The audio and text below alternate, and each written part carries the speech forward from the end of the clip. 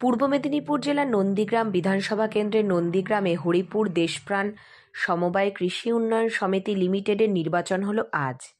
সকাল থেকে টানটান উত্তেজনার মাধ্যমেই নির্বাচন চলে। এই নির্বাচনে মূলত তৃণমূলের প্রতিপক্ষ ছিল বিজেপি।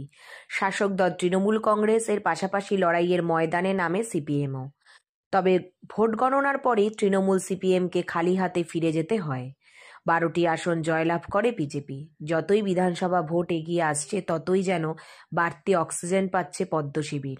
নন্দীগ্রামে যতই সমবায় সমিতি নির্বাচন হচ্ছে, পদ্ম শিবিরের ঝুলিতে যাচ্ছে। শাসক দল খাতা খুলতেই পারছে না। বেশিরভাগ ক্ষেত্রে এমনটাই ইঙ্গিত দিচ্ছে পদ্ম শিবির। সিপিআইএম এর পক্ষ থেকে মহাদেব ভূঁইয়া বলেন, গ্রামীণ অর্থনৈতিক অবকাঠামো উন্নয়নে পশ্চিমবঙ্গে রয়েছে 30,811টি সোসাইটি।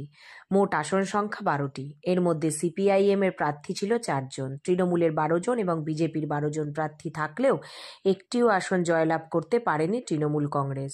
তৃণমূল কংগ্রেস 12টি প্রার্থী দিয়েছিল এবং ভারতীয় জনতা পার্টি ও প্রার্থী দিয়েছিল। নির্বাচনে 12-0-তে জয়লাভ করে বিজেপি। এটা নন্দীগ্রাম মানুষের জয়, বিজেপির জয়, শুভেন্দু অধিকারীর জয়। তৃণমূল কংগ্রেস এই বিষয়ে কিছু বলতে চায়নি। সমবায় নির্বাচনের আজকের ফলাফল বিষয় নিয়ে মুখে কুলুপ।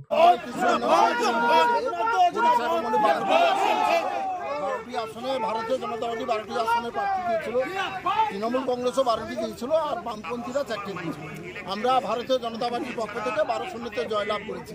এটা আমাদের নন্দীগ্রামের মানুষের জয়, বিজেপির জয়, শুভেন্দু অধিকারীর জয়। আদালতের নির্দেশে এখানে ভোট হলো এবং আপনারাই জয়ী হলেন। এখানে নন্দীগ্রামে তৃণমূল কংগ্রেস প্রতিটি সমবায় সমিতি নির্বাচনে তারা ইচ্ছাকৃতভাবে হারার ভয়ে এখানে ভোট বন্ধ করছে। আমাদের প্রতিটি সমবায় সমিতি নির্বাচনের জন্য আমাদের আদালতে শরণাপন্ন হতে হয়েছে। এটাও আমাদের আদালতে শরণাপন্ন হতে হয়েছে। সমবায় সমিতি নির্বাচন নিয়ে আমরা আদালতের নির্দেশে আজকের ভোট হলো ভারতীয় জনতা পার্টির পক্ষ থেকে আমরা 12-0-তে জয়লাভ। দেখুন, গ্রামীণ অর্থনৈতিক অবকাঠামো উন্নয়নে এই সোসাইটিগুলি যা আছে পশ্চিমবঙ্গে 30,811টি সোসাইটি আছে। তার মধ্যে হচ্ছে এগ্রিকালচার সোসাইটি যেটা আছে, সেই সোসাইটির মধ্যে 5,807টি হচ্ছে সোসাইটি আছে। তার মধ্যে এই যে হরিপুর দেশপ্রাণ সমবায় নির্বাচন আজকের হরিপুর অঞ্চল মানে নন্দীগ্রাম ব্লকের হচ্ছে 1 নম্বর ব্লকের হচ্ছে হরিপুর দেশপ্রাণ সমবায় নির্বাচন। এই নির্বাচনে হচ্ছে সিপিআইএম এর 4 জন প্রার্থী আছে। মোট আসন হচ্ছে 12টি। আর তৃণমূলের 12টি আছে এবং বিজেপির 12টি আছে প্রার্থী আছে। কিন্তু তারা বিজেপি এবং তৃণমূলের বোঝাপড়ার মধ্য দিয়ে তারা প্রার্থী দিয়েছে ঠিকই, কিন্তু তৃণমূল কোনো এজেন্ট দিতে পারেনি এবং কোনো ক্যাম্পও পর্যন্ত নেই। অর্থাৎ ভাড়া করা প্রার্থী দিয়ে নির্বাচনকে তারা হচ্ছে কাজে লাগাতে চাইছে, যে বাইনারি তৈরি করতে চাইছে। তৃণমূল ভার্সাস হচ্ছে বিজেপি। এটা সাধারণ মানুষ বুঝতে পারছে, যারা সমবায়ী আছে তারাও বুঝতে পারছে।